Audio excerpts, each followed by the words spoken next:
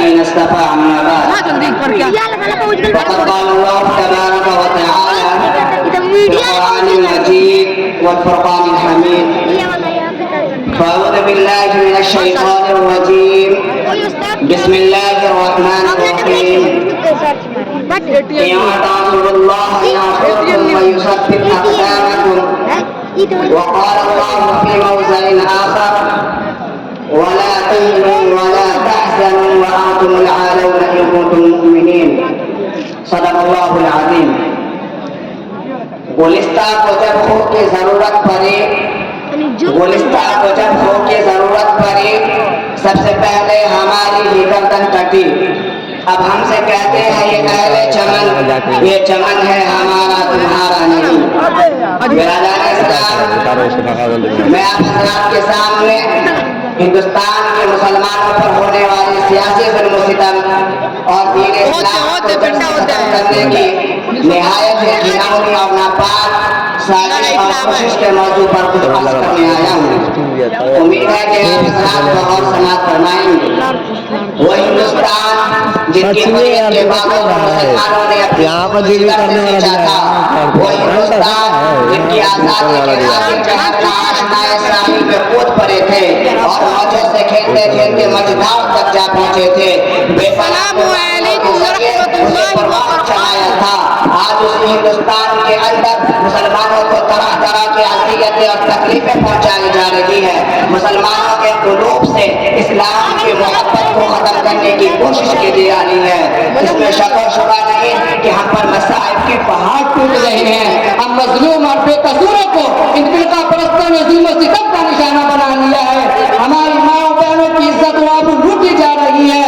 बिरादरान मिल्लत जो तो हिंदुस्तान के किसी भी दौर में मुसलमानों का आमी कोई नहीं था, लेकिन जब से इन फिरका परस्तों ने इस हिंदुस्तान में जन्म लिया उस वक्त से हिंदुस्तान के मुसलमानों की सही चैन और सुकून छीन गया।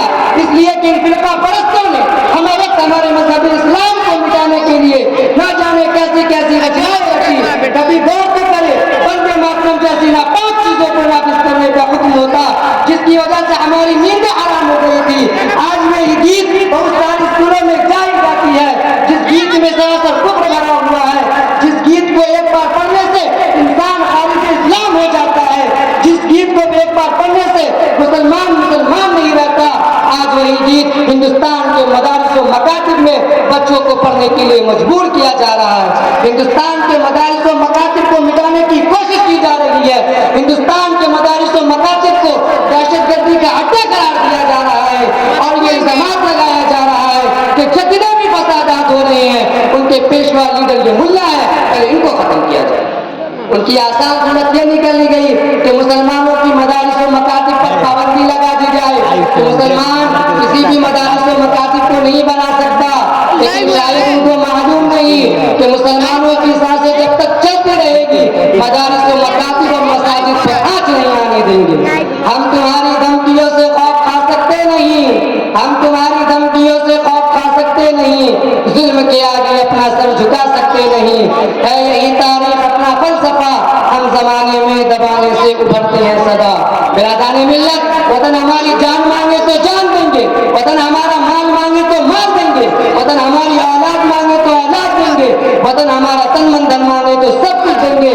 लेकिन ये नहीं हो सकता कि मुसलमान नबी की जान जलाल दे, ये नहीं हो सकता कि मुसलमान आखिरत को छोड़कर दुनिया को तरजीह दे।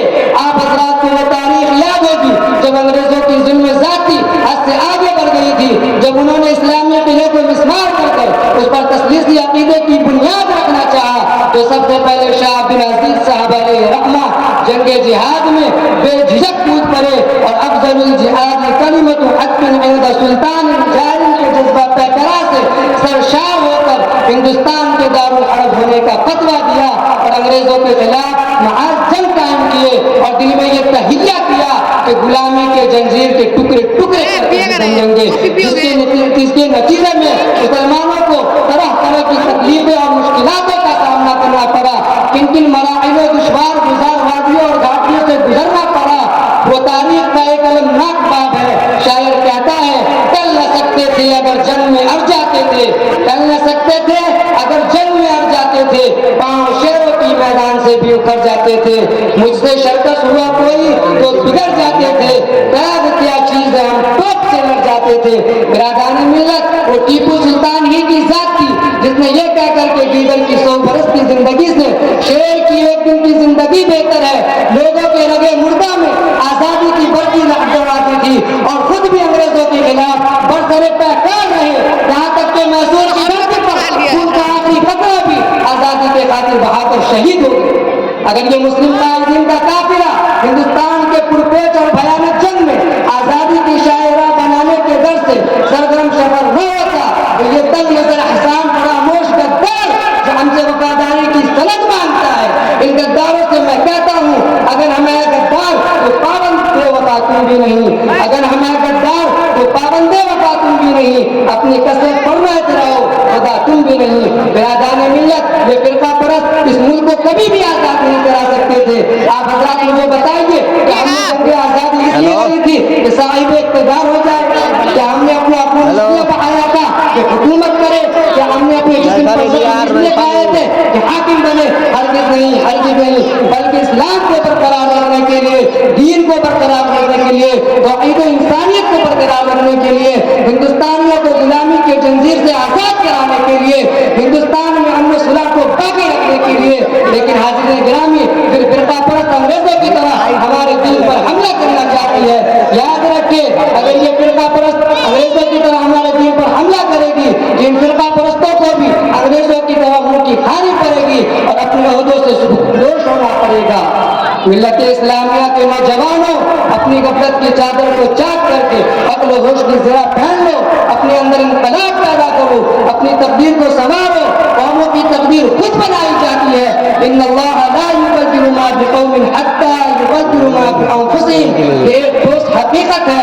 شاعر کہتا ہے خدا نے آج تک اس قوم کی حالت نہیں بدلی، خدا نے آج تک اس قوم کی حالت نہیں بدلی، نہ ہو جس کو خیال خود اپنی حالت بدلنے کا۔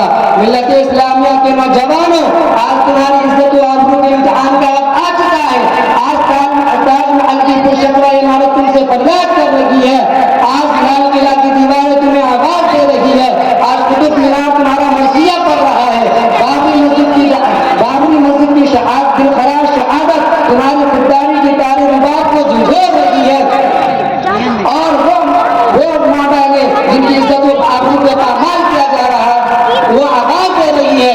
اے ملت اسلامیہ کے نوجوانوں، اے خالد بن ولید کے پرچندوں، اے محمد بن قاسم کے پیکاروں، اے صلاح الدین ایوبی کے ہمنشینوں، اے محمود غزنوی کے مقتدیوں، تم بیدار ہو جاؤ، اپنے اندر انقلاب پیدا کرو، اپنی تقدیر کو سنوارو، اس لیے دشمن اسلام نے تمہارے خلاف کمر کس لی ہے اور غیروں نے تمہیں ہندوستان سے ختم کرنے کی نہایت کی سازش شروع کر دی ہے۔ اور مشرکین نے تمہارے خلاف خفیہ طور پر فوجیں تیار کر دیے ہیں، اب بھی بیدار نہ ہوئے، اپنے سامان کا اپنے بچاؤ کا سامان مہیا نہ کیا تو یاد رکھے بوسنیا کے مسلمانوں کی طرح زمین و خار ہو گے، بوسنیا کے مسلمانوں کی طرح گاجر مولی کی طرح کاٹے جاؤ گے، آپ لوگوں کا کوئی پرسان حال نہ ہوگا۔ برادران اسلام، جب بھی وقت آئے مرد مجاہدین کہتے ہوئے جنگ جہاد میں کود پڑے کہ باطل سے ڈرنے والے اے آسمان نہیں ہم، باطل سے ڈرنے والے اے آسمان نہیں ہم، 100 بار کر چکا ہے تو امتحان ہمارا۔ اللہ رب العزت سے دعا کرے کہ اللہ رب العزت دین اسلام پر ہم تمام لوگوں کو تن من دھن کی بازی لگانے والا بنائے، دین اسلام کی محبت کو ہمارے قلب و جگر کے اندر بیٹھائے، آمین وما علینا الا البلاغ۔ ماشاءاللہ سلیم بھائی۔ جن حضرات کو تلبینہ چاہیے اس نمبر پہ کال کرے 7255966871۔